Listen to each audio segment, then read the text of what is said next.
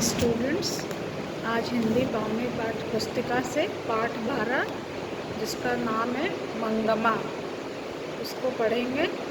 इस पाठ में आंध्र प्रदेश में रहने वाली लड़की मंगमा के माध्यम से वहाँ की संस्कृति के बारे में हम जानेंगे।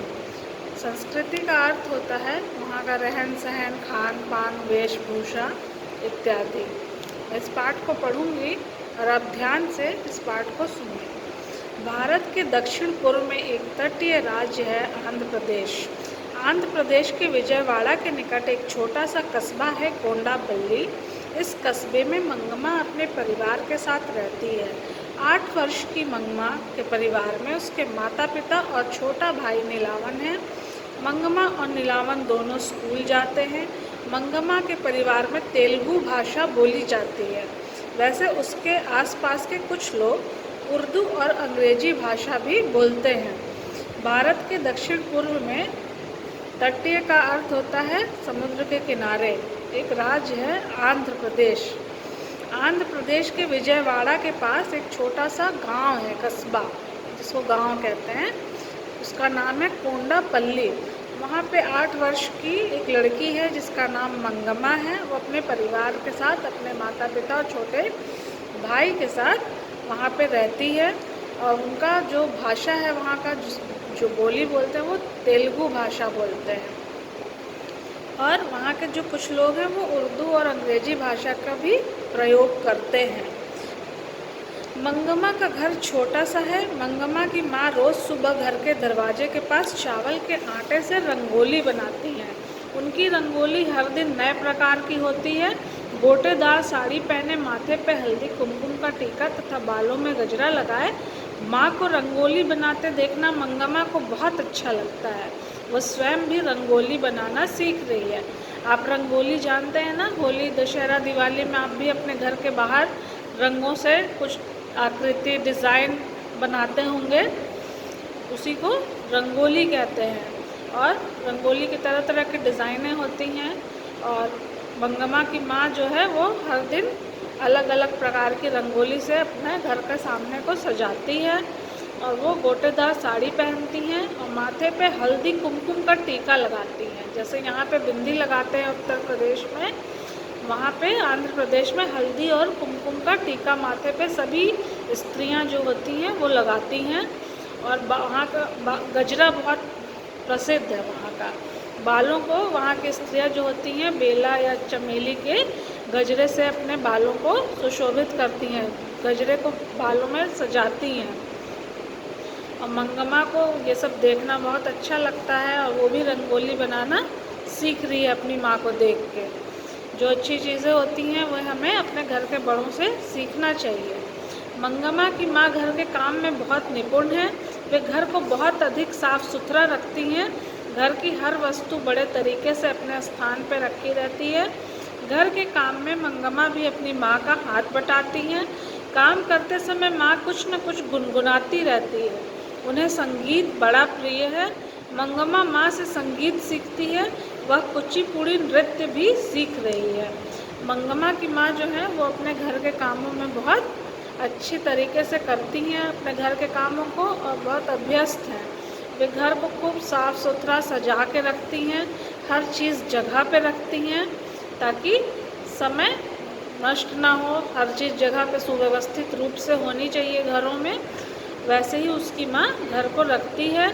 और जो मंगमा है वो भी अपनी माँ का हाथ बटाती है, मदद करती है, सहायता करती है और माँ का सभी काम वो भी सीख रही है। माँ उसकी जो है काम करते समय गानों को गुनगुनाती है तो मंगमा भी संगीत सीख रही है। और कुचिपुड़ी नृत्य जो आंध्र प्रदेश का नृत्य है उसको भी वो सीख रही है। मंगमा के पिता लकड़ी के खिलौने बनाने का काम करते हैं। खिलौने बनाने का यह पेशा उनके परिवार में बहुत पहले से चला आ रहा है। कोंडापल्ली के लकड़ी के खिलौने पूरे भारत में प्रसिद्ध हैं। कोंडापल्ली की पहचान ही उन खिलौने से होती है। खिलौने बनाने के लिए वे एक विशेष लकड़ी का इस्तेमाल करते हैं जिसे पुंकी कहते हैं। यह लकड़ी हल्की और मुलायम होती है।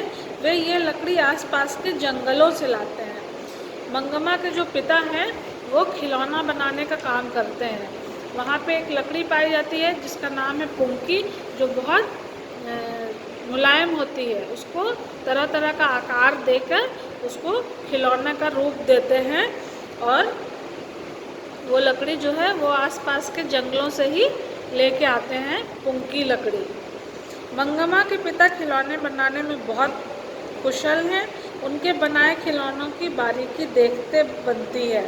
खिलौनों में अधिकतर पौराणिक कथाओं के पात्र, पशु पक्षी या ग्रामीण जीवन से जुड़ी वस्तुएं शामिल होती हैं।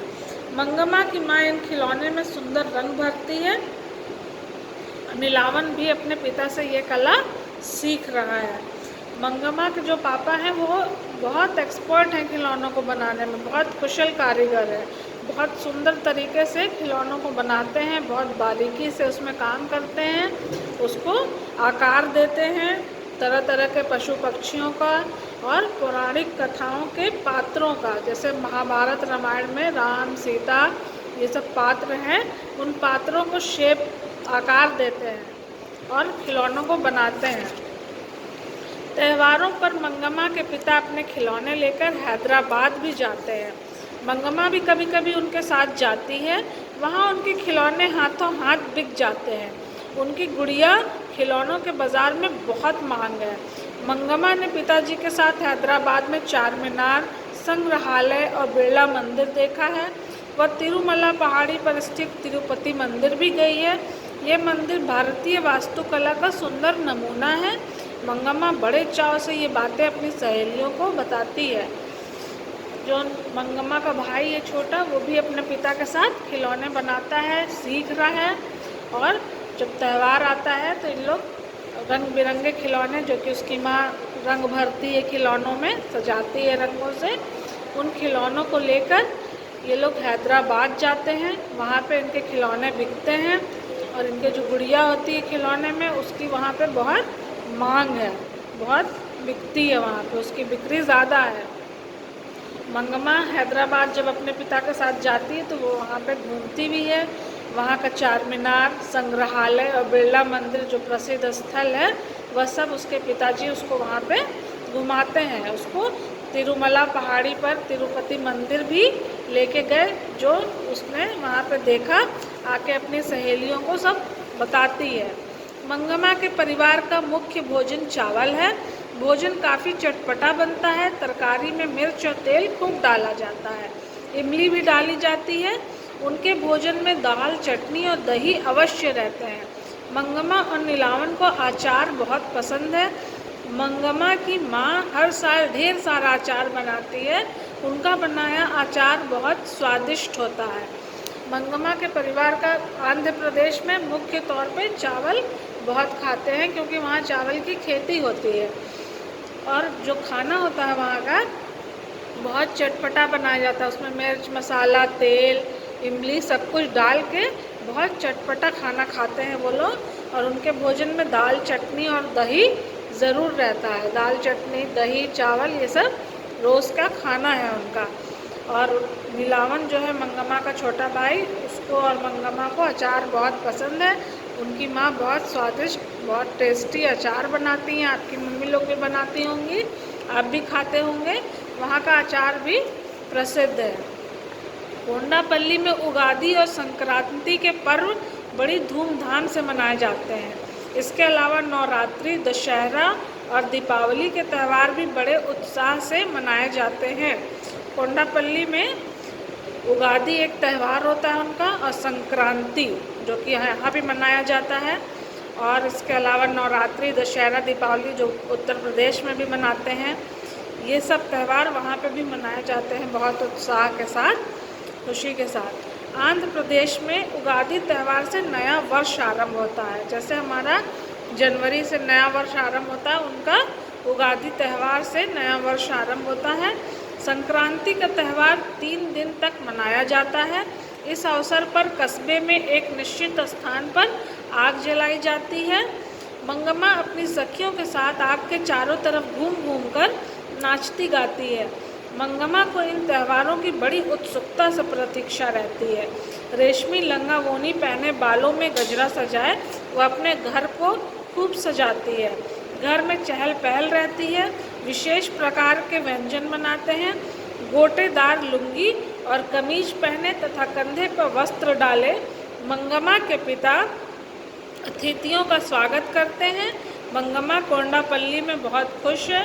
वह बड़ी होकर गायिका बनना चाहती है। आंध्र प्रदेश में नया वर्ष आरंभ जब होता है तो उसमें एक त्यौहार मनाते हैं, उगादी। संक्रांति का त्यौहार वहाँ पे 3 दिन मनाया जाता है और उसमें एक जगह पे आग जलाई जाती है जिसके चारों तरफ घूमकर नाचते हैं। और उस दिन एक वस्त्र वो पहनती है, रेशमी लंगा वोनी, जिसको लहंगा चोली बोलते हैं, आप भी जानते हैं उसको।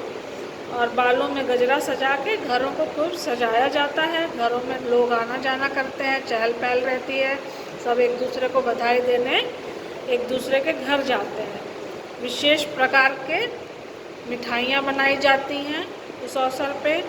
और गोटेदार लुंगी और कमीज वहाँ के जो पुरुष होते हैं वो पहनते हैं, मंगम्मा के पिता भी पहनते हैं और मेहमानों का स्वागत करते हैं।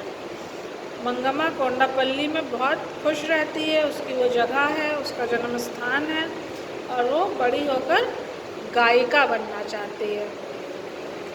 तो ये आंध्र प्रदेश की संस्कृति थी, वहाँ के त्यौहार, वहाँ का रहन सहन, वहाँ का जो पेशा होता है वो सब आपने इस पाठ के द्वारा पढ़ा और सीखा। इस पाठ का PDF आपको लिखना होगा अपने कॉपी में। सारा कार्य करिए, शब्दार्थ, प्रश्नोत्तर और सभी चीज़ों को अच्छे तरीके से याद कर लीजिए। धन्यवाद।